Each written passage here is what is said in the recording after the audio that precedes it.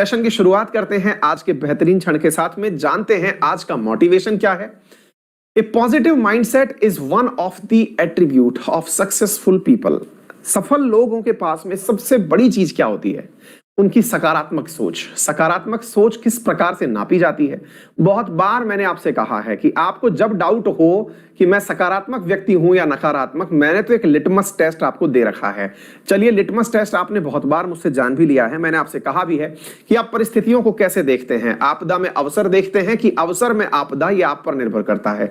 यानी कि आपके पास सब कुछ अच्छा हो रहा हो, उसमें आप कमियां ढूंढ लेते हैं, अर्थात आप नकारात्मक हैं। और आपके पास सब कुछ बुरा हो रहा हो, उसके बावजूद भी कहते हैं कि नहीं नहीं, ईश्वर सब अच्छा करेगा। जब ऑल इज वेल वाली जो फिलॉसफी है ना, कि अंत में तो सब अच्छा हो ही जाएगा, कोई बात नहीं, आने वाले समय में सब बढ़िया हो जाएगा, दैट मीन्स आप सकारात्मक, सुपर सकारात्मक व्यक्ति हैं। सर, हम सकारात्मकता विकसित कैसे करें? तो सबसे महत्वपूर्ण घटना सकारात्मकता विकसित करने की होती है, अपने जीवन में कुछ मूलभूत परिवर्तन करिए। सबसे पहली परिवर्तन है संगति को बदलिए। संगति का मतलब हुआ कि सर आप क्या दोस्त छुड़वाने की बात कर रहे हैं? साथियों, दोस्त इतना ज्यादा प्रभावित करें ना करें, लेकिन आजकल आपने अपने दोस्तों से करीब अपने आप को, अपने मोबाइल को किया हुआ है, जो मोबाइल के माध्यम से आप तक सूचनाएं पहुंच रही हैं, जिनमें आप तमाम प्रकार के उन वीडियोस को भी देख रहे हैं जो कहीं ना कहीं नेचर में बड़े ही डिप्रेसिंग हैं।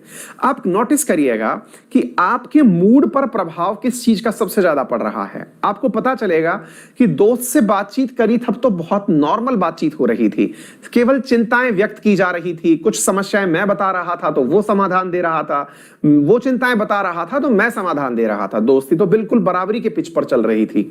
लेकिन हमारे पास अचानक एक व्हाट्सएप आता है, या हम यूट्यूब पर खोल के कुछ देखते हैं, अचानक समझ में आता है कि इतने लोग इस बीमारी से मर गए, इतने लोग इस घटना से ऐसा हो गया, यहां पर एक्सीडेंट हो गया, रास्ते में चलते हुए जा रहे थे, फलाना मर गया। हमारे दिमाग में एक नैराश्य का भाव आ जाता है कि जब सब कुछ खत्म ही होना है तो फिर हम क्यों कुछ कर रहे हैं, है ना? देखिए, ये एक बहुत बड़ी बात है साथियों। और इवन जब आप अकेलेपन में रहते हैं ना, तो ये बहुत ज्यादा हद तक आप तक पहुंचती है। ये एक साइकोलॉजिकल चीज है, मैंने खुद ने अनुभव की है और बहुत सारे विद्यार्थियों को इसके बारे में मैंने काउंसलिंग दी है। होता क्या है कि आप जब अकेले में रह रहे होते हैं, विशेष रूप से लॉकडाउन परिस्थितियों में आप लोग अकेले ही हैं, घर पर सब लोग अपने अपने कमरों में बंद हैं, या फिर किताबों के साथ में बंद हैं, कहीं ना कहीं आप डले हुए हैं, लॉकडाउन में बाहर नहीं निकल रहे हैं। और होता क्या है कि आपके दिमाग को जैसा भी फीड दिया जाता है, वो फीड यानी कि आपकी एक सूचना, चाहे वो कैसी भी हो, आपसे संबंधित हो नहीं हो, दुनिया में कहीं की भी सूचना हो, आपको अचानक पता चला एक कार जा रही थी, वो ट्रक के नीचे दब गई, तो आपके दिमाग में अब ये टेंशन आना शुरू हो गई कि यार कुछ तो पता है ही नहीं, कि सड़क पर निकलेंगे तो पता नहीं क्या ही होगा, है ना? मतलब आप सोचिए, कुछ जीवन का तो पता ही नहीं है, एकदम नकारात्मक घोर डिप्रेशन में आप जाने शुरू हो गए। ऐसे ही उसने एग्जाम दिया था, सफल नहीं हुआ, उसके बारे में सुना था, अच्छा खासा घूम रहा था, परसों तक तो मैंने भी देखा है, मैंने बात की है, लेकिन कोरोना से मर गया, अब क्या ही करेंगे यार, अब ठीक है सिलेक्शन होता है तो बढ़िया, नहीं होता है तो बढ़िया। ऐसी घनघोर जो बातें निराशावादी हैं, ये आपको घेरने लगती हैं। तो सबसे पहले सकारात्मकता की शुरुआत कहां से हो? आप अपने जीवन में उन सभी साधनों को कुछ दिन के लिए बंद कर दो जिनके माध्यम से आप तक ये सूचनाएं आ रही हैं। अगर व्हाट्सएप से आ रही हैं तो उस ग्रुप को एग्जिट कर दो, यूट्यूब से आ रही है उस चैनल को अनसब्सक्राइब कर दो, अनफॉलो कर दो। जो घटनाएं आपको निराशा में डाल रही है, कोई सी भी हो, उसे थोड़े दिन के लिए बंद करिए। फिर सकारात्मक होने के लिए जितना हो सके ना, जितना हो सके एक्सरसाइज करिए। आप जितनी एक्सरसाइज में पसीना बहाएंगे, 1 घंटे 2 घंटे, दिन में 2 बार 3 बार, जितनी देर आप पसीना बहाएंगे, यकीन मानिए कि आप कितनी भी बड़ी अवसाद में हो, उस दिन तो आप बाहर निकल ही जाएंगे। इसका मतलब सटीक आंसर ये है।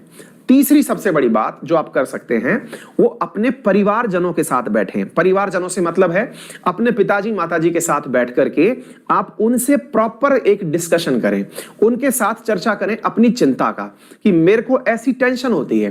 तो जब आप चिंता का उनसे डिस्कशन करेंगे ना, वो इतने हिम्मत वाले होते हैं। हर दुनिया का हर माँ बाप जो है ना, वो भगवान का एक अवतार है। जब आप उनसे कोई भी डिस्कशन करेंगे तो वो आपको एक सटीक बात बोलते हैं, और वो कहते हैं कि चिंता की कोई बात नहीं है। क्यों बोलते हैं ये नहीं पता है, क्योंकि उन्होंने हमें बचपन से सिखाया है। हम बचपन में गिरते थे तो हमें उठना उनने सिखाया। हम लोग आज भी किसी मुसीबत में फंसे होते हैं, निकलना उनने सिखाया। आप उनसे बोलेंगे तो वो आपको कोई ना कोई ऐसी उम्मीद की किरण जरूर देंगे जो तात्कालिक सहायता आपको जरूर देगी। और फिर तीसरी घटना जो आप कर सकते हैं वो ये है कि कोई सा भी अच्छा साहित्य पढ़ें। आप अपने अपने आप को किसी वर्चुअल पॉइंट पर ले जाएं, किसी अच्छी बुक के माध्यम से कहीं दुनिया में खो जाएं, आप किसी अलग ही दुनिया को अपने मन में बसाएं, किसी भी अच्छे ऑथर को, किसी सक्सेसफुल व्यक्ति को, किसी बिजनेसमैन को, किसी साइंटिस्ट को, कोई भी किसी भी क्षेत्र में, चाहे वो अभिनेता है, चाहे शिक्षक है, किसी भी क्षेत्र में कोई सक्सेस स्टोरी है, उसे वीडियो के नहीं किताबों के माध्यम से पढ़िए, कहीं से रोचक कहानियां पढ़िए, अखबारों में रोचक कहानियां आती हैं उन्हें पढ़िए और पढ़ के आराम से नींद लीजिए। 2-4 दिन ऐसा करिए, आप अपने डिप्रेशन से पूरी तरह बाहर आ जाएंगे और ये बाहर आकर के फिर आप पढ़ाई में वापस लगेंगे, है ना।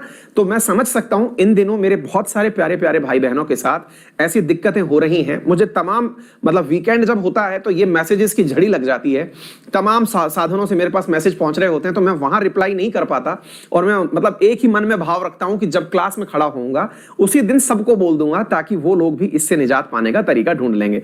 तो उम्मीद है आप सभी साथी इस बात से पूरी तरह संतुष्ट होंगे और अब हम पढ़ाई शुरू करते हैं, ठीक है बेटा।